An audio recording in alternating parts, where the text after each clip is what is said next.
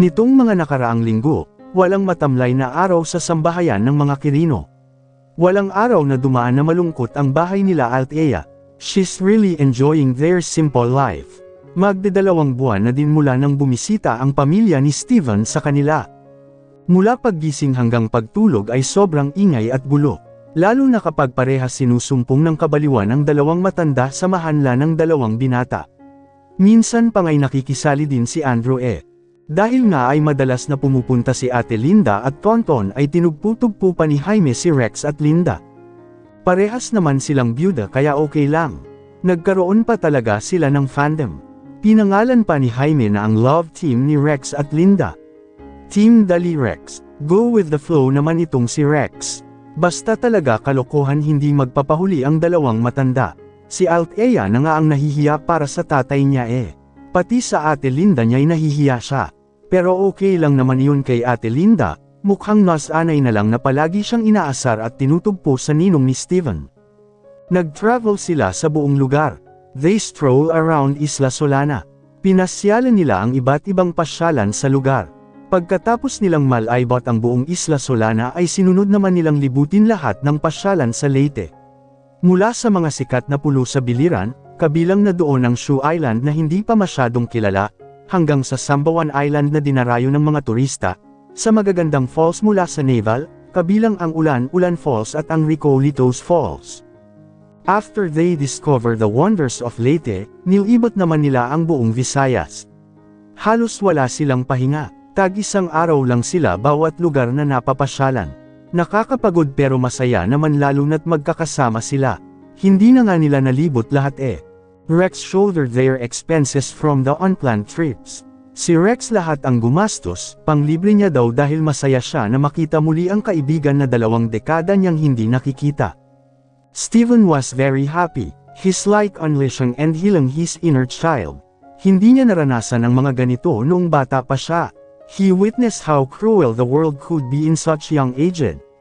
Dahil sa karanasan ni Steven noon ay ipinagkait sa kanya na maging masaya sa murang edad. Kaya, he's savoring every moment with his precious family. My whole body was sore, reklamo ni Katrina. Kakauwi pa lang nila galing biyahe. We've been traveling non-stop for months. Ang sakit na ng buong katawan ko.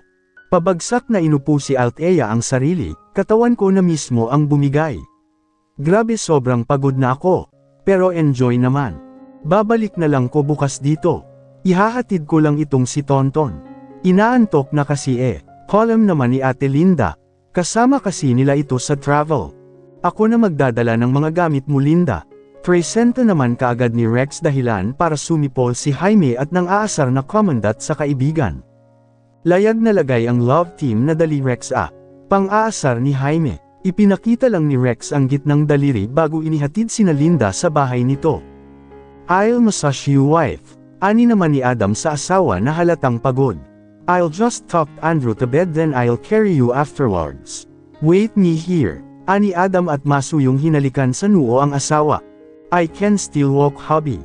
Alam kong pagod ka. You don't have to carry me. Ani naman ni Katrina. I am your husband my cat. It's my responsibility to make you feel at ease. Okay, Adam replied. Wait me here. Babalikan kita. Ihahatid ko muna ang anak natin. Tumango naman si Katrina bilang tugon. Pagod na talaga siya para makipag-argumento pa sa asawa. Ilalabas ko muna ang mga gamit natin, biglang sabi ni Jaime. Ako na ang bahala doon para makapagpahinga na din kayo. Ani Jaime bago pumanhik. Ipinakarga naman ni Steven ang natutulog na anak sa asawa. Carry our princess my missus. Hindi na sumagot si Althea at kinarga na lang niya ang anak. Pagkabigay ni Steven sa kanya ay bigla naman siyang lumutang sa ere. Kinarga pala siya ni Steven. Sininandal naman kaagad ni Althea ang ulo sa balikat ng asawa. Basically, karga ni Steven si Althea habang karga naman ni Althea si Sabrina. Parang 2 tao na din ang karga ni Steven. We'll go ahead, Katrina. Imporma ni Steven, pagod na pagod kasi itong misis ko. Nag-thumbs up na lang si Katrina. She's so tired to talk. Naglakad naman si Steven patungong kwarto nila. Dahil near-ovate naman nila dati ang bahay at 3 ang kwarto nila. Yung playroom ni Sabrina ay doon nakaukupo ang mag-asawa na sina Adam at Katrina. Ang dalawang matanda naman ang magkasuno sa isang kwarto. Hindi ka pa ba pagod kargahin kami? Tanong ni Althea, para lang kasing wala ang bigat niya kay Steven. Isama mo pa ang bigat ng anak. Hindi ba kami mabigat? I'll never get tired of carrying you both, Mrs. Ko. Kahit pa oras-oras ko kayong buhatin. Ayos lang sakin. Kahit pa sa pagtanda ko, hinding-hindi ako mapapagod na kargahin ka. Nakangiting sagot ni Steven. He's happy to serve his wife and daughter. Ipinikit ni Althea ang mga mata. I love you. Ang swerte niya talaga na may Steven sa buhay niya. If being broken into pieces will lead her way to Steven, malamang nadadaanan niya ulit ito para lang makuha siya. Kung ang masaktan lang ang tanging paraan para magkita sila ni Steven. Kahit la paulit-ulit siyang masaktan, kahit pa ilang milyon beses siyang mabaigo sa pag-ibig gagawin niya at papagdaan para lang makuha ang binata. Siguro nga'y paraan lang ng Diyos na masaktan siya sa pag-ibig noon ay para mapunta siya sa tamang tao na aalagaan siya at mamahalin ng higit pa sa kahit kanino. Althea felt her back being pressed into soft mattress. Hindi na niya inabala ang sarili na idilat ang mata. Talaga pagod na siya ng sobra. Pinakikiramdaman lang niya ang bawat galaw ng binata. Seeing her wife resting, Steven tried his best not to make a single noise. Ayaw niyang maistorbo ang pahinga ng dalaga. No matter how tired Steven is, he can still tend his wife's well-being. Parang nawawala ang pagod niya tuwing nakikita na komportable ang asawa at anak niya. Tulad nga sa mga nababasa niya na, happy wife means happy life. Pagkatapos niyang ilagay ang kanyang anak sa kuna, naghanda si Steven ng maligamgam na tubig at nilinis ang katawan ng asawa. Matapos niyang panasan at bihisan ang asawa tumabi dito si Steven. Pinaunan niya ito sa braso niya at niyakap. Ilang araw na lang ang kailangan hintayin at ikakasal na sila sa simbahan. Hindi na siya makapaghintay na makita ang kanyang pinakamamahal na asawa na naglalakad sa aisle na nakasuot ng puting wedding dress. Hindi na siya makapaghintay na marinig ang mga panata ng kanyang asawa para sa kanya. Naiisip niya palang na susuotan niya ng singsing ang asawa sa harap mismo ng altar ay naiiyak na siya. Steven couldn't still think that he would marry a wonderful woman in his life. Never even in his wildest dreams. Pero tingnan mo siya ngayon. Masayang namumuhay kasama ang kanyang pinakadakilang mga regalo mula sa makalangit na Ama. Nawalan ng pag-asa si Steven kanina. Tumigil siya sa paniniwala sa Diyos dahil sa mga pinagdaanan niya. Pero simula nang makilala niya ang dalaga, he's been worshiping him. Kasi nang hindi dahil sa may kapal hindi niya makikilala ang babaeng mamahalin niya habang buhay. With so much love in his eyes and heart, Steven whispered his vows to his lovely snoring wife. I vow to love you, always, Mrs. Ko. Ikaw ang nagsilbi kong ilaw. Hindi maganda ang naging karanasan ko sa buhay pero kung iyon lang ang tanging paraan para makasama ka hanggang dulo. Handa akong suungin ang dagok na iyon makasama ka lang habang buhay. Hindi na malayan ni Steven ang pagtulo ng luha. Sana hindi mo ako iwan, Mrs. Ko. Mahal na mahal kita, higit pa sa buhay ko. Nagpapalakad-lakad si Steven ng pabalik-balik sa kwartong kinaroroonan. Kinakabahan siya at nanlalamig ang kanyang boses katawan. Ngayon kasi ang araw ng kasal nila ng pinakamamahal na asawa. Kagabi niya pa ito hindi nakikita dahil sa tradisyon na yan. Isang ikot pa Steven, babatukan na kita dyan. Pananakot ni Jaime sa manugang. Umupo ka nga muna dito. Parang malapit ka ng mati dyan. Hinilamos ni Steven ang mga palad sa kaumupo. Kinakabahan lang ako, Tay. Natatakot akong baka hindi ako siputin ni Althea sa simbahan. Kabadong ani Steven. Kagabi pa siya kinakabahan. Mas lumala yata ngayon. Parang nanlalamig ang buong kalamnan niya. Hindi siya mapakali. Kinukumbensi niya ang sarili na sisiputin siya ni Althea sa simbahan pero hindi niya maiwasan na matakot. Malakas na tumawa si Rex. Ito ang unang beses kong nakita si Steven na kabado at kinakabahan. Umiling ito. Kapag nga kahit anong misyon ang ibigay ko sa iyo hindi ka naman ganito katensyonado. Ni hindi ka nga nakakaramdam ni Katie ting nakabae. Shut up, Ninong. Steven hissed. Hindi ka nakakatulong. Tumawa naman si Adam na nasa gilid. Siya ang ginawang groomsman ni Steven, ganyan din ako noong kinasal kami ng asawa ko. Para akong matatae na ewan. Ako na ang magsasabi nito, Steven. His tatay Jaime patted his shoulder, sisipot ang anak ko. Yun pa na mahal ka nuan. Baka nga si Althea pa ang kinakabahan ngayon na baka hindi ka sumipot at magbago ang isip mo. Hell no. Nalukot ang mukha ni Steven, hinding-hindi magbabago ang desisyon ko na pakasalan ang asawa ko. Kahit na palagi akong hinahampas at kinukurot ni Althea, mahal ko yun. Ani Steven, kahit pa na maging house husband ako, ayos lang. Ako pa magluluto, maghuhugas, maglalaba, maglilinis, magbabantay sa anak namin. Lahat yun, kahit ako ang gumawa, ayos lang. Your whip, naiiling na komento ni Adam. And you Aaron, nakataas kilay na tanong ni Steven pabalik kay Adam. Unti-unting nababawasan ang kaba sa dibdib ni Steven dahil sa pang-aasar sa kanya. Patuloy silang nag-usap sa loob ng kwarto. Maging maingay ang buong silid dahil sa dalawang matanda. Masaya siya dahil ilang oras na lang at magsisimula na ang kasal nila. Just a few more hours and he can't officially show his wife to the world. Finally, Althea will be a Montesilva officially with the blessings of Almighty God. Steven and the groomsmen were having a good conversation when Steven's phone rang. Tumaas ang kanyang kilay nang makita niya ang caller. It was Greg, Regan's personal nurse. Tauhan ni Steven si Greg, inutusan niya ito para bantayan mismo si Regine sa mental hospital. 3 beses pa lang na tumawag sa kanya si Greg dahil sinabihan niya ito na tawagan lamang siya kapag nagka-problema kay Regine. Steven stood up from his seat and answered the phone privately. Lumayo siya sa kanyang kasama pero nasa loob pa rin naman siya ng silid. What's with the call, Greg? Is everything alright? Tanong kaagad ni Steven. Ayaw niyang may stress pa masyado dahil kasal niya ngayon. He wanted to focus solely on his wedding and not other matters. Ah, sir. Ano kasi? Tumaas ang kilay ni Steven. Nanginginig ang boses ni Greg. Narinig ni Steven na parang may mali. Bigla naman siyang kinabahan. Talk, Greg. May bahid na ng inis ang boses ni Steven. It's my wedding today. Ayoko ng ibang istorbo. Sir, si Miss Regine po kasi. Yuto at kinakabahan na saad ni Greg. Nawawala po.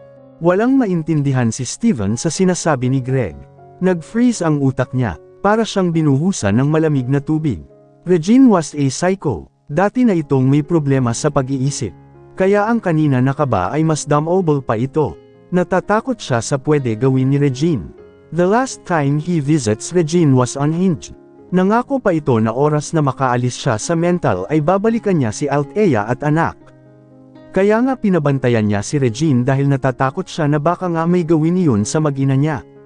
Lalo pat nakunan si Regine dahil sa parusa na ginawa niya.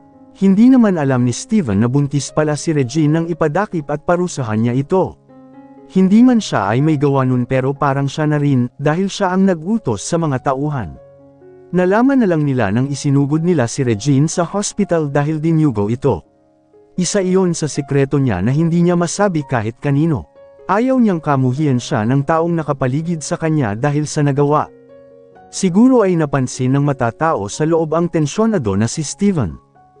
Is everything okay? Ninong, help me? Steven pleaded with trembling voice. Ana, she was missing. What the? Napatayo naman si Rex dahil sa sinabi ni Steven. Kilalang kilala niya si Regine. Gustong sakalin ni Rex ang kanyang leeg. Anong nangyayari? Takang tanong ni Jaime dahil bigla na lang sumeryoso ang mga tao sa silid. Call your wife, Adam. Tell them not to go outside. It's an emergency. Rex commanded Adam with authority. Adam quickly understand kaya tinawagan niya ang asawa. This is the side of his father-in-law when at work. Kaya kapag ganito ang aura ni Rex ay alam nila na seryoso ang lahat. Pero bago pa man matawagan ni Adam ang asawa, ay bumukas na ang pinto ng silid nila at niluwal noon ang nag-aalalang mukha ni Katrina at umiiyak na mukha ni Althea. Naka-wedding gown pa ito. Steven, si Sabrina nawawala. Althea was crying hard. Wala siyang pakialam kung masira man ang makeup niya. Kahit pa hindi dapat magkita ang groom at bride ay walang pakialam si Althea. Her daughter was his top priority and that damn traditions. Katabi ko lang siya kanina habang inaayusan ako eh. Althea said between her sobs, Tapos tinuha siya ng babae kasi sinuot ko yung gown, hindi ko na mahanap yung babae, kasalanan ko. Agad naman na dinaluhan ni Jaime ang umiiyak na anak. Si Steven naman ay natulo sa kinatatayuan. Biglang hindi gumana ang kanyang utak. It went blank. Steven, malakas siyang sinapak ng ninong niya dahilan para mabalik siya sa wisyo. Come back to your senses. Your daughter was missing. Do something. Tracker. Ani Steven. Ang bracelet ni Sabrina. May tracker yun. Nilagyan ko ng tracker yun just in case something like this happen. Nilapitan ni Steven ang asawa. Stop crying now. I'll get Sabrina. I'll bring her safe. No one can harm my princess. I'm sorry, kasalanan ko kasi pabaya akong ina. You're not, putol ni Steven. Just stay here. Ako ang bahala sa anak natin. I'll track her down, ani Katrina saka kinuha ang laptop at minaobra iyon. Katrina was good at finding people. Magaling siya sa larangan ng teknolohiya. Lahat sila na nasa kwarto ay abala. Si Steven naman ay pinanhihinaan ng loob pero hindi niya pinapahalata iyon. He needs to be calm at collected. Siguraduhin mong maisara ang lahat ng kalsada, highway at airport. Magsagawa kayo ng mga checkpoint sa lahat ng posibleng paraan. Tiyakin yung hindi siya makakatakas. Seryoso ang mga tao sa kwarto. Ilang beses na silang tumatawag. Mga tawag pagkatapos ng mga tawag pagkatapos ng mga tawag. Found it. Malakas na hiyaw ni Katrina nang mahanap ang lokasyon ng kumuha kay Sabrina. May pulang ilaw na malakas ang takbo. They're moving southbound. Dad, tell your men to head the south. The abductors will go there. Wait, they stop. Napansin ni Katrina na tumigil ang ilaw. Katrina zoomed in the location, they're here. Malakas na napamura si Steven nang makita ang lokasyon kung saan tumigil ang kumuha sa anak. That's a cemetery. Ani Steven, diyan namin nilibing ang anak ni Regine. Humahagulhol si Althea habang nakaupo sa couch. Kanina pa nanginginig ang kalamnan niya. Parang mahihimatay siya anumang oras. This is not the wedding she wants. Hindi ganito ang gusto niya. Kung sana alam niyang managyayari ito, sana hindi na niya binigay ang anak sa babaeng kumuha kanina. Kung alam lang niya, wala sanang ganito ang mangyayari. Kasalanan ko talaga to. Relax lang po ikaw Tita Althea. Pagpapakalma ng batang si Andrew sa tensyonado na dalaga. My papa, Dada Steven and Daddy Lo, will get Sabrina safe po. Magaling po sila mag-fight. Astig po ang papa ko pati si Dada Steven po. They will save baby Sabrina po. Sa nanginginig na katawan ay nagawa ni Althea nang umiti at pisilin si Andrew maliit na mga kamay. Kanina pa umalis sina Steven, Tito Rex at Kuya Adam. Naiwan naman sila sa silid. Si Katrina naman ay nakaharap sa laptop nito at focus na focus doon. Ito kasi ang nagsasabi kung nasaan na ang galaw ng kidnapper ni Sabrina. Magpatuloy lang kayo sa pagmamaneho, kumaliwa tapos kumanan sa susunod na eskinita. Katrina were commanding the three where to go. Nag-uusap lang sila gamit ang earpiece. Siya ang nagsisilbing guide ng tatlo. Look Althea, it's them. Turo niya sa monitor ng laptop. Kita niya doon ang kotse na ginamit ni na Steven. Papasok na ito ngayon sa entrance ng sementeryo kung nasaan si Regine ngayon. Hindi sila sigurado kung si Regine ba ang kumuha sa anak, pero malakas ang kutob niya. Don't worry, malaki ang tiwala ko sa tatlong yun. Mga loko-loko lang ang mga yun pero maasahan sila sa ganitong bagay. Sinisikap ni Katrina na pakalmayan si Althea. Ibabalik nila si Sabrina, safe and sound. Have faith on you husband. Magpalat ka muna ng damit anak. Ani ng tatay niya nakakadating lang. Uminom ka din muna ng tubig. Tinanggap ni Althea ang tubig at paper bag na dala ng ama. Kumusta? Nahanap na ba nila ang apo ko? Nag-aalalang tanong ni Jaime. There at the cemetery no Tito. Pinakita ni Katrina ang laptop. Sina Althea, Katrina at Jaime ay matamang nakatingin sa monitor. Lumabas na kasi sa kotse ang tatlong nag-rescue sa anak. May mga kasama din itong ibang lalaki. Abot langit ang kaba ni Althea habang nanunood. Samantala, sina Steven, Adam at Rex ay naglalakad sa mga gilid na may pagbabantay. Hindi nila binibitawan ang kanilang bantay. Kailangan nilang maging alerto ng todo dahil hindi nila alam kung may iba pa bang kasama si Regine. You three, go there. Kayo naman dalawa sa kabila. Kayong tatlo sa likod. Siguraduhing hanapin ang lahat ng sulok ng maigi. Walang dapat takasan. Seryoso si Rex. He's commanding his men with so much authority like there's no room for saying no. Understood. Yes sir. The men answer in chorus. My princess, where's the location? Ngayon sa anak naman nagtanong si Rex. Wala na ang istrikto sa boses nito. 3 blocks from where you were standing. Sagot ni Katrina mula sa earpiece. Still not moving. Si Steven ang nagtanong. Konektado sa isa't isa ang earpieces nila kaya rinig ng lahat. Yep, Katrina answered popping the. Nalaman yata ng babae na nakabuntot sa kanya. Baka nalaman niyang may tracker ang bracelet.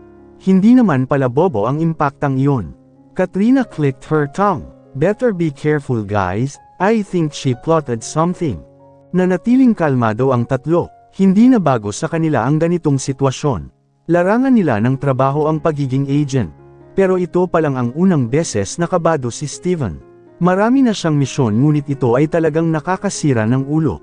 Naabot nila Steven kung saan huling nakita ang bracelet ng anak na may tracking device. At tama nga si Katrina. Mukhang nalaman ni Regine na may nakasunod sa kanya kaya hinubad niya ang bracelet ng anak. Steven gritted his teeth. Oras na mahanap niya talaga ang lecheng Regine na yan. Sinisigurado niya na hindi na ito aabutan ng bukas. Steven swore that it's her last breath at siguradong maglalaho siya sa mundo at mabubulok sa impyerno. Ipinangako niya iyon. Hinalughog pa nila ang buong lugar. Si Steven ay unti-unting nawawalan ng pag-asa ngunit patuloy pa rin siyang naghanap at naghanap at naghanap. Mag-iisang oras na silang naghahanap.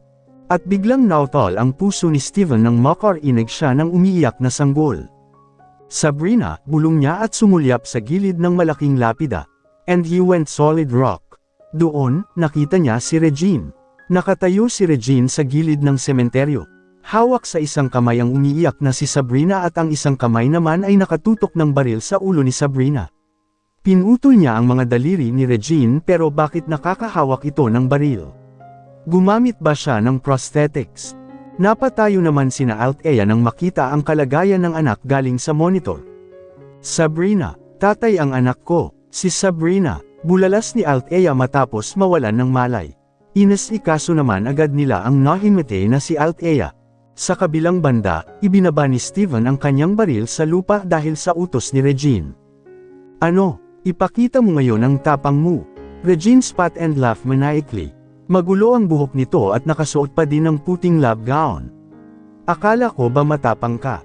Sinubukan ni Steven na humakbang pasulong ngunit humakbang si Regine patalikod at kunting hakbang na lang ay mahuhulog na si Regine sa bangin. Subukan mong lumapit kundi pasasabugan ko tong bungo ng pinakamamahal mong anak, patapang na ani Regine, at kalaunay umiyak ito. Pinatay mo ang anak ko. Kaya dapat lang na mamatay din ang anak mo. You killed my child. Kasalanan mo kung bakit nawala ang anak ko. Mamamatay tao ka. Mamamatay tao ka. Regine screamed hysterically. At itinutok nito ang baril sa sintido ni Sabrina dahil para pumalaho ng iyak ang bata. Calm down Regine, Steven was having cold feet. Nanlalamig ang buong katawan niya. Walang silang magawa, dahil baka kapag pinilit nilang makalapit at paputukin nito ang baril na hawak, o di kaya naman ay tumalon ito sa bangin. Please, let's talk about it. Calm down.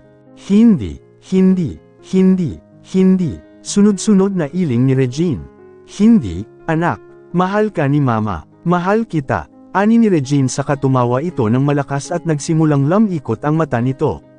Pasulyap-sulyap ito sa gilid habang umiiling at tinatampol ang tenga nito na parang may naririnig. Susunod si mama sa'yo, baby ko. Opo, may regalo sa'yo si mama. May dala akong manika. Tumawa si Regine sa kahinaplos ang mukha ng batang si Sabrina.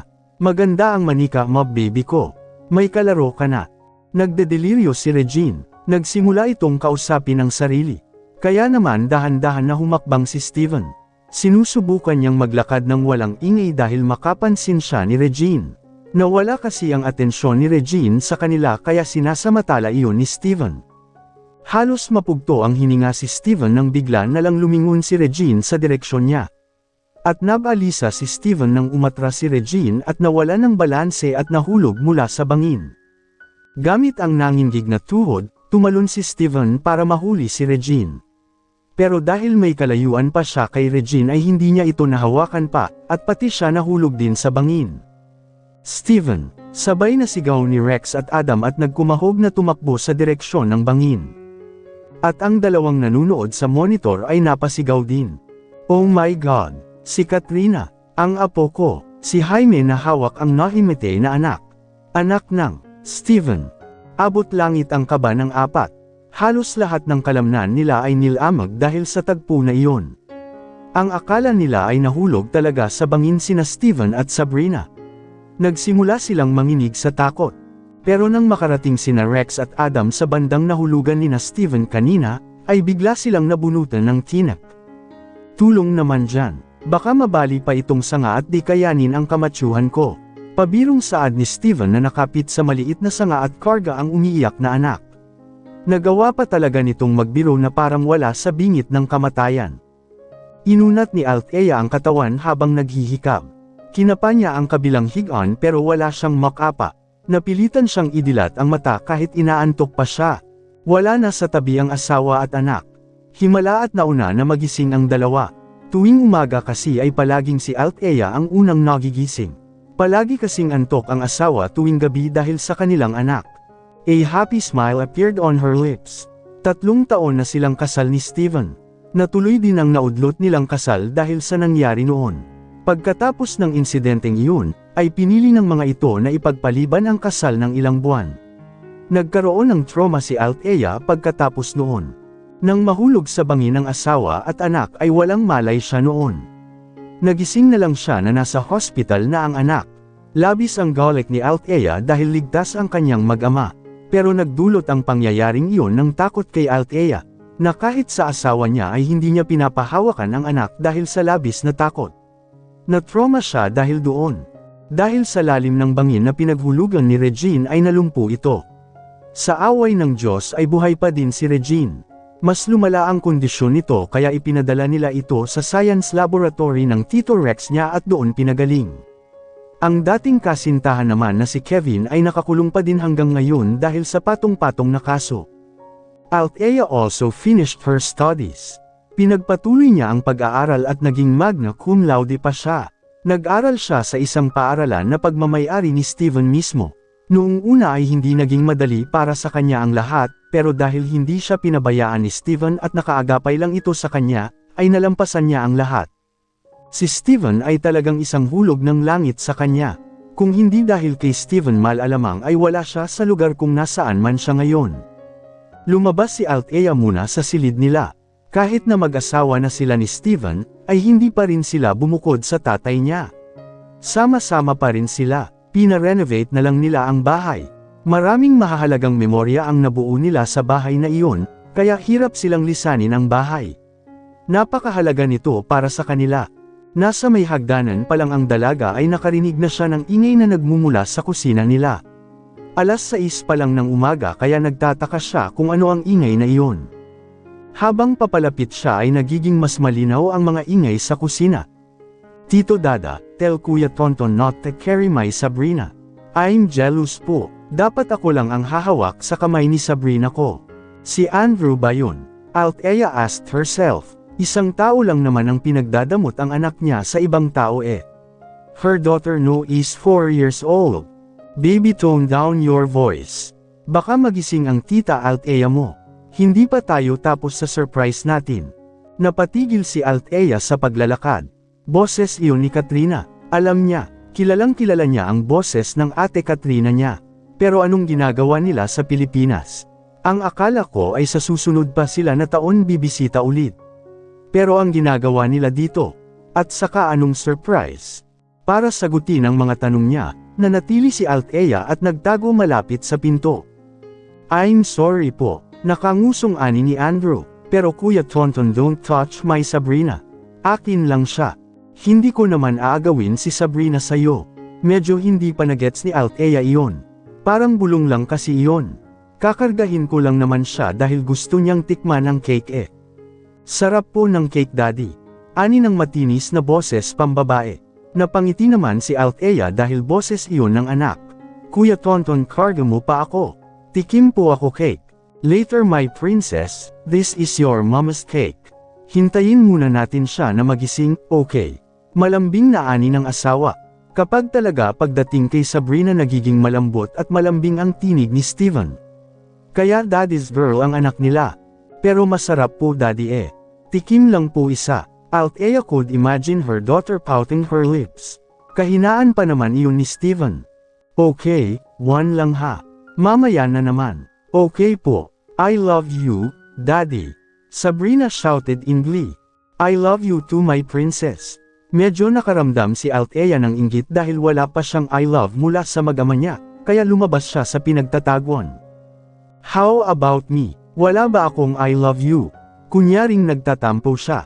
At halos manluwa naman ang mga tao sa kusina, at nagkadumayaw na gumalaw para takpan ang nasa mesa at itago ang iba, pero huli na ang lahat. Nakita na niya. Mama, takbo ng anak papuntang kanya. Marna, good morning po. I love you po. Kinarga naman niya ang anak, good morning din. I love you. Good morning Mrs. ko. Gising ka na pala. Tumaas ang kilay ni Althea dahil sa pagkayutol ng asawa.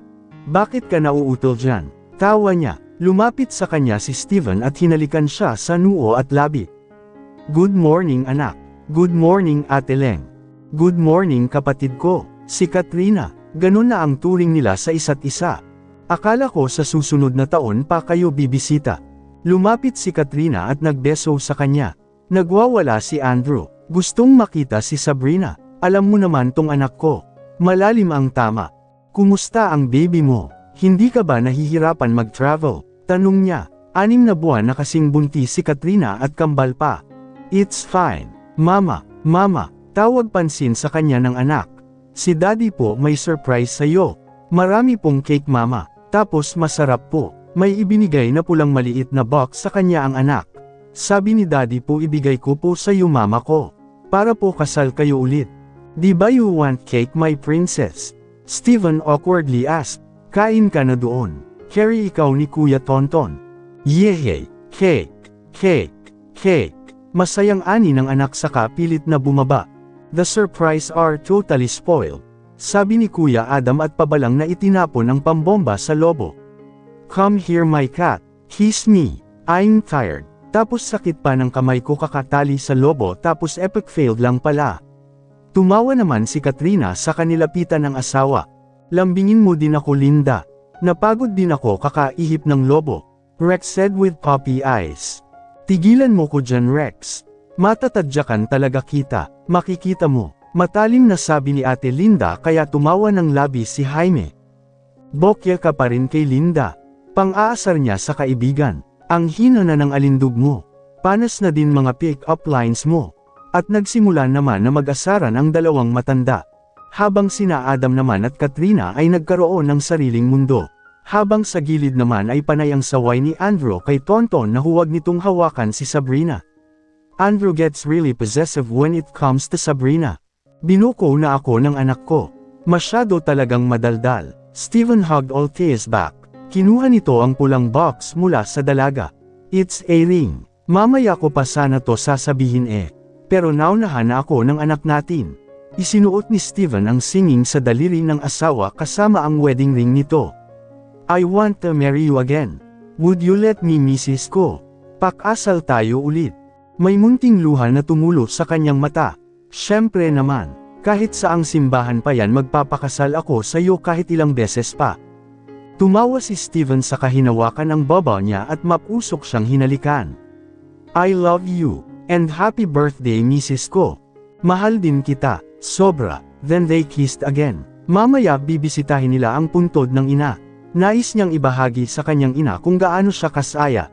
Sa pagmamasid sa kanyang magulo, maingay at malaking pamilya, nakaramdam si Althea ng kasiyahan sa kanyang puso.